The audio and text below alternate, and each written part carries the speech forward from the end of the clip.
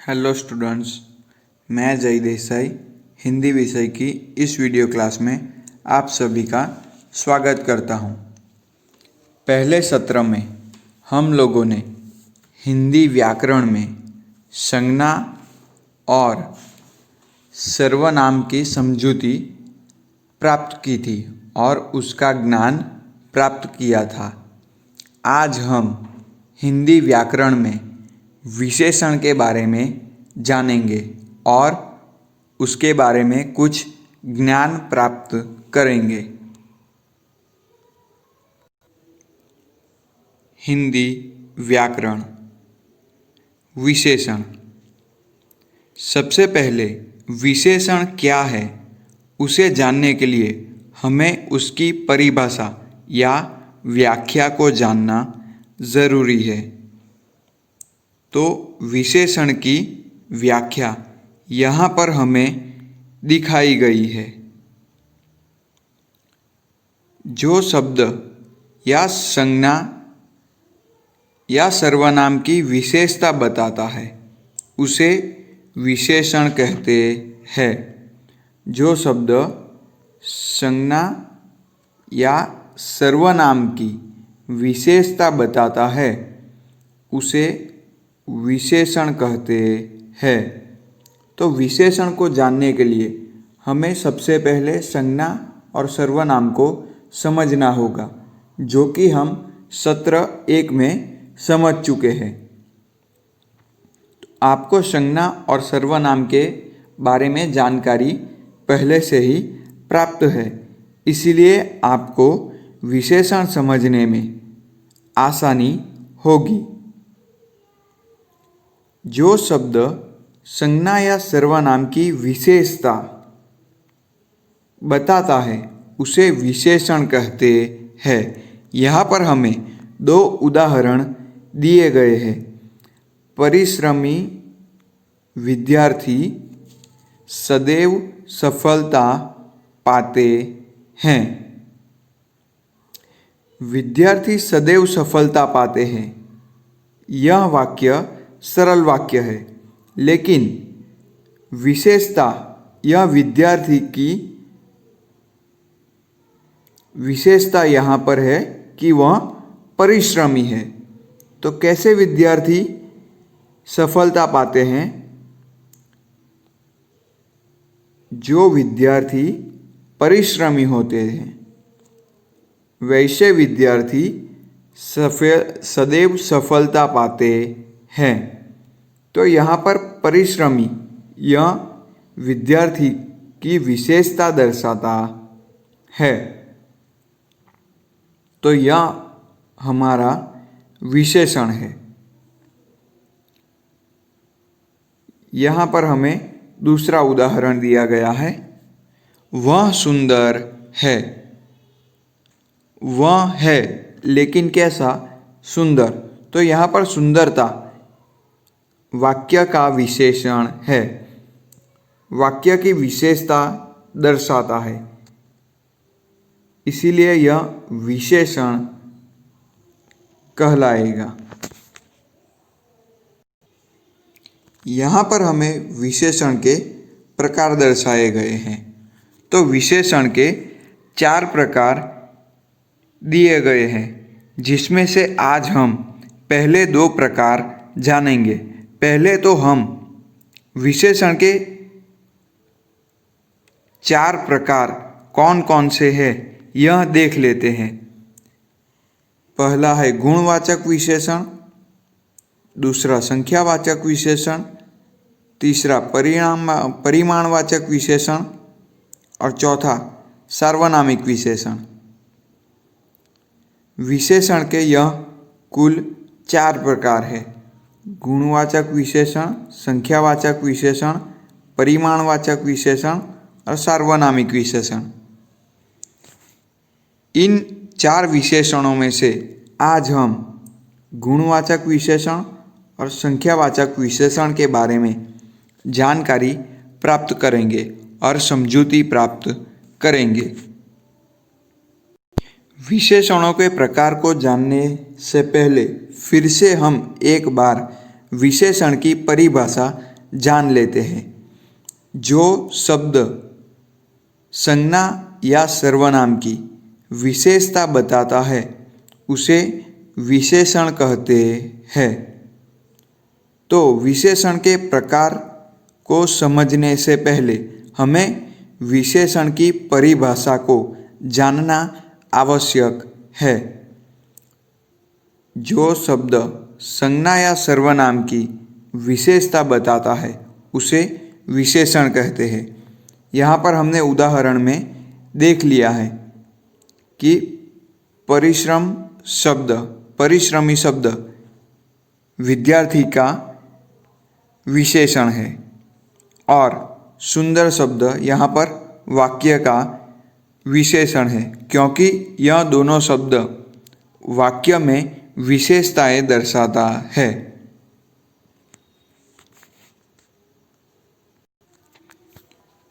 गुणवाचक विशेषण। गुणवाचक विशेषण को जानने से पहले हम उसकी परिभाषा या व्याख्या के बारे में जान लेते हैं। जिस शब्द से विशेषण यानी कि संज्ञा या सर्वनाम के गुण दोष पता चले उसे गुणवाचक विशेषण कहते हैं।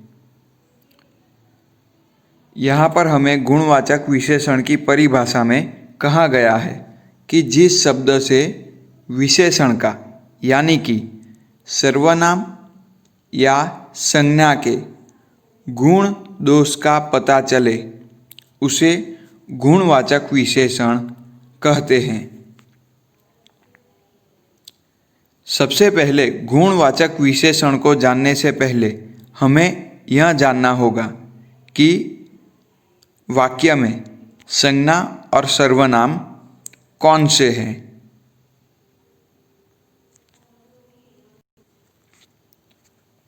यहाँ पर हमें उदाहरण दिए गए हैं।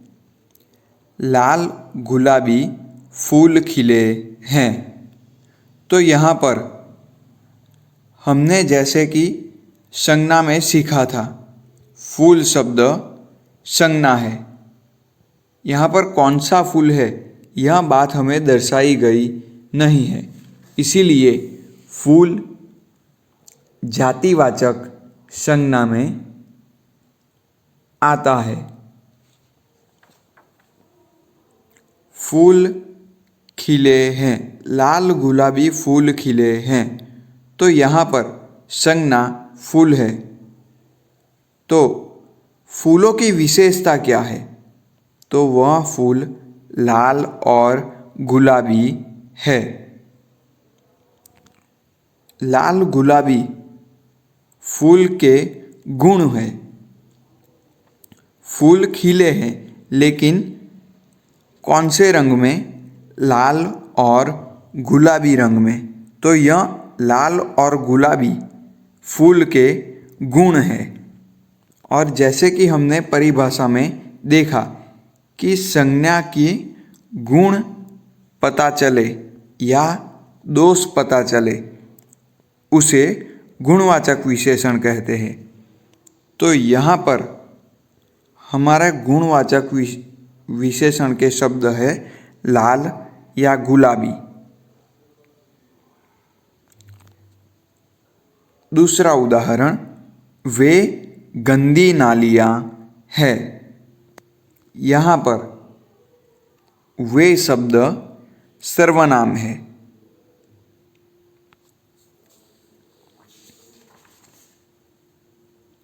हमें पता है कि हमने सर्वनाम में देखा था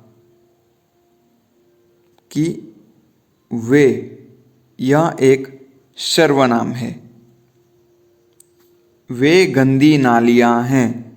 नालियाँ तो है लेकिन उसमें गुण है या दोष है, तो हमें पता चलता है कि गंदी शब्द दोष है। तो नालियों का दोष है गंदी। नालियाँ तो है लेकिन गंदी है, तो यह गंदी शब्द नालियों का दोष है। इसीलिए यह गुणवाचक विशेषण का शब्द कहलाता है। यहाँ पर हमने देखा कि वे निजवाचक सर्वनाम है और उसकी विशेषता वाक्य में गंदी, जो कि नालियों का दोष है, इसीलिए यह गुणवाचक विशेषण का उदाहरण माना जाता है। आगे हम संख्यावाचक विशेषण के बारे में जानेंगे। तो हमारा दूसरा विशेषण का प्रकार है संख्यावाचक विशेषण।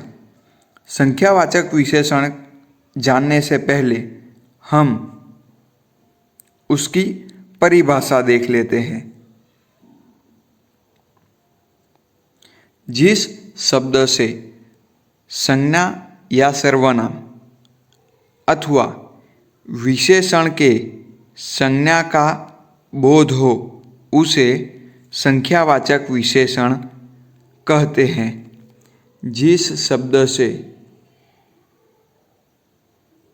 विशेषण या संज्ञा या सर्वनाम के संख्या का बोध हो उसे संख्यावाचक विशेषण कहते हैं।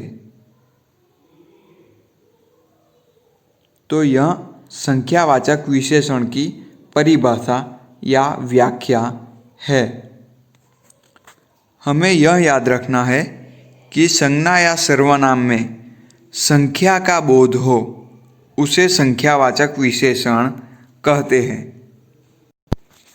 अब हम संख्यावाचक विशेषण के उदाहरण को देखते हैं और उसे समझते हैं। बस में 50 यात्री बैठे हैं। तो यहाँ पर 50 शब्द संख्या दर्शाता है। वाक्य में रही गई संख्या अगर हमें जाननी है तो हमें पता है कि यह 50 शब्द संख्या दर्शाता है। तो यह संख्यावाचक विशेषण का उदाहरण कहलाएगा।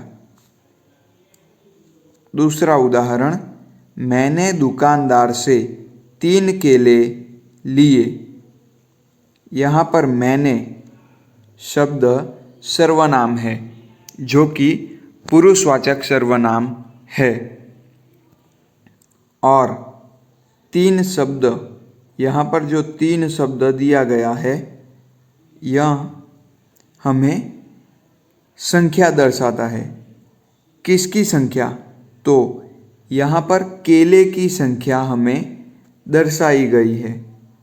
अगर 3 की जगह पर यहाँ पर कुछ शब्द रखा गया होता, मैंने दुकानदार से कुछ केले लिए, तो भी यहाँ पर संख्यावाचक विशेषण का उदाहरण कहलाता, क्योंकि यहाँ पर केले की संख्या नहीं दर्शाई गई थी, उसके रूप में कुछ शब्द रखा गया। इससे हमें पता चलता है कि कुछ, यह भी एक संख्या, कितने हैं यह नहीं पता, लेकिन कुछ केले हैं यह पता चलने की वजह से कुछ शब्दों को भी हम संख्यावाचक विशेषण का उदाहरण मान सकते हैं। लेकिन यहाँ पर हमें 3 शब्द यानी कि संख्या दी गई है, तो इस संख्या की वजह से यह संख्यावाचक विशेषण कहलाता है। आशा करता हूँ कि आप लोग गुणवाचक विशेषण और संख्यावाचक विशेषण को अच्छी तरह से समझ चुके होंगे। अगले वीडियो में हम आगे के 2 विशेषण के बारे में जानकारी प्राप्त करेंगे, परिमाणवाचक विशेषण और सार्वनामिक विशेषण के बारे में जानेंगे। धन्यवाद।